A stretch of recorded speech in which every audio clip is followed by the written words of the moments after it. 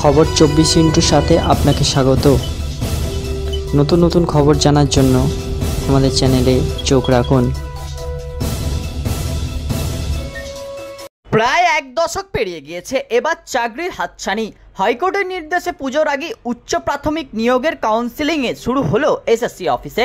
এর আগে দুবার ইন্টারভিউ হলেও চাকরি হয়নি, সেক্ষেত্রে দায় চেপেছিল এসএসসির ঘাড়েই।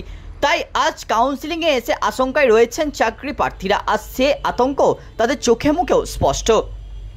উচ্চ প্রাথমিক স্তরের শিক্ষক নিয়োগে 14,339টি শূন্য পদের তালিকা ওয়েবসাইটে আপলোড করল স্কুল সার্ভিস কমিশন।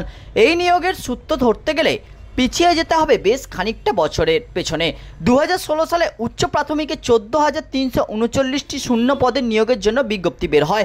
নিয়োগ প্রক্রিয়া সম্পন্ন হয়ে যখন মেধা তালিকা বার করা হয়, তাতে 14,052 জনের নাম ছিল। 2021 সালে কমিশনের তরফ থেকে জানানো হয় OMR সিটগুলি পুনরায় মূল্যায়ন করে 1,463 জনকে বাদ দেওয়া হয়েছে।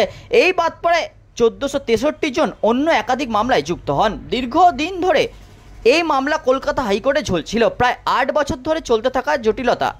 উচ্চ প্রাথমিককে নিয়োগের মাননীয় মুখ্যমন্ত্রী 3 বার 2016 সালের 14 সেপ্টেম্বর সিঙ্গুরের সভা থেকে, 2021 সালের 21শে জুন নবান্নের সভাঘর থেকে, 2023 সালের 30শে মে নবান্নের সভাঘর থেকে চাকরি দেওয়ার কথা ঘোষণা করেন। 8 বছর পর গত আগস্ট মাসে কলকাতা হাইকোর্টের নির্দেশে জটিলতা কাটে। ব্যুরো রিপোর্ট, খবর 24/7।